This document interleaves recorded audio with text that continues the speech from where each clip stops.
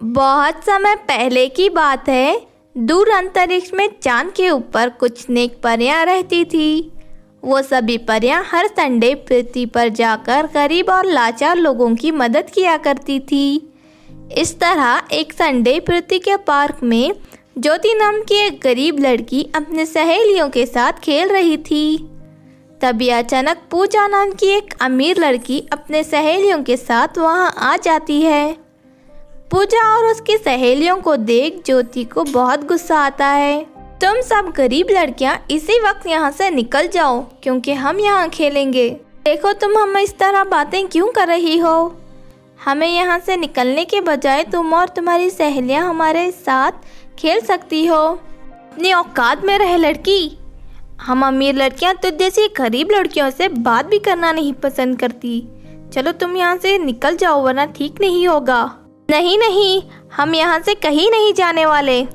वैसे भी ये पार्क तुम्हारा नहीं है, इसलिए तुम हमें ज़बरदस्ती यहाँ से नहीं निकाल सकती। इतना कहकर पूजा पार्क के चौकीदार को वहाँ बुलाती है और उसे पैसे देकर कहती है, इसी वक्त इस गरीब भिखारी लड़कियों को यहाँ से भगा दो। पैसों के लालच में आकर ज्योति और उसकी सहेलियों का सामान फेंकने लगता है। चलो तुम सब जल्दी से यहाँ से निकल जाओ, वरना मैं डंडे से मार मार के तुम सबकी हालत खराब कर दूंगा। इतना कहकर चौकीदार जबरदस्ती ज्योति और उसकी सहेलियों को पास से भगा देता है। बेचारी सभी लड़कियां दुखी होकर अपने घर जाने लगती है। तभी अचानक उनके सामने चांद पर रहने वाली 3 परियां प्रकट हो जाती है। तुम्हारे साथ जो भी हुआ है हमने सब कुछ अपनी आंखों से देखा है, इसलिए हम तुम्हारी मदद करने आए हैं। इतना कहकर वो परी अपनी हथेली पर चमकने वाला तारा प्रकट कर देती है।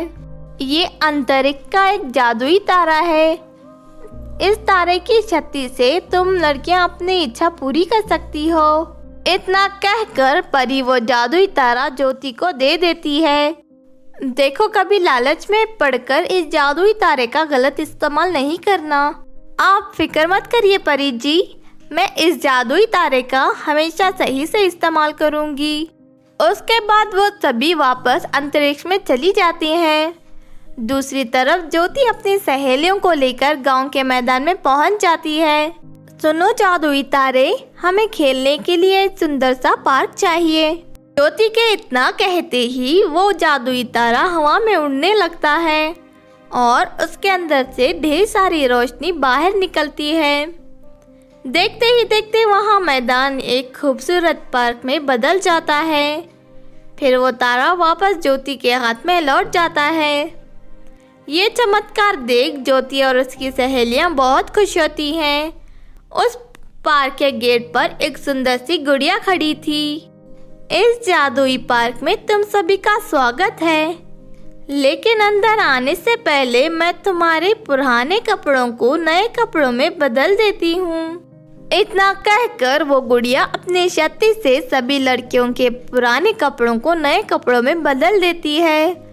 उसके बाद वो सभी लड़कियां पार्क के अंदर चली जाती हैं। अंदर आइसक्रीम की दुकान के साथ साथ खाने पानी का भी और भी बहुत सारी दुकान मौजूद थी। इन सारी दुकानों में मिलने वाली चीज़ें तुम लोगों के लिए हैं। तुम जितना चाहे उतना खा सकती हो।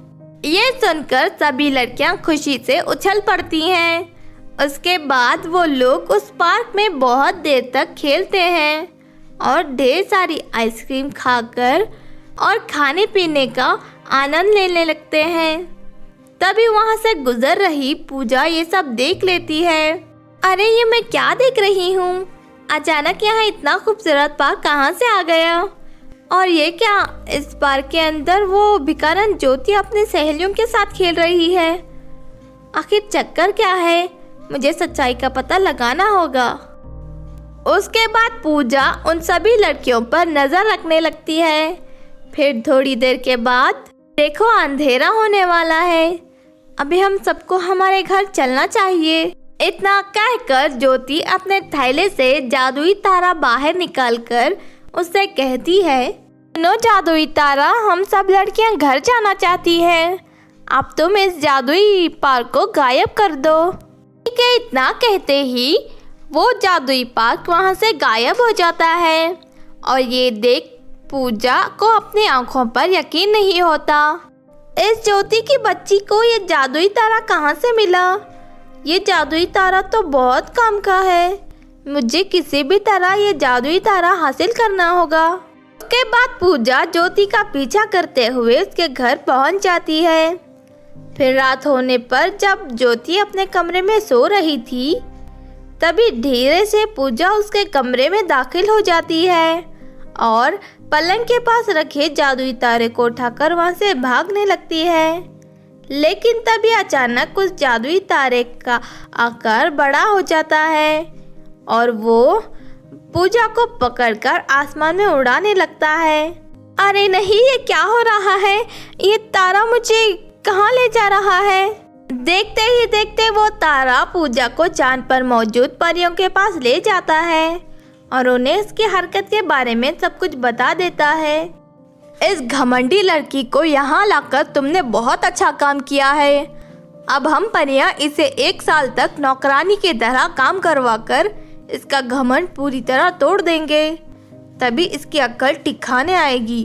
पूजा उन परियों के सामने बहुत गिड़गिड़ाती है, लेकिन वो परियां उसकी एक नहीं सुनती और उसे अपनी नौकरानी बनाकर कैद कर लेते हैं।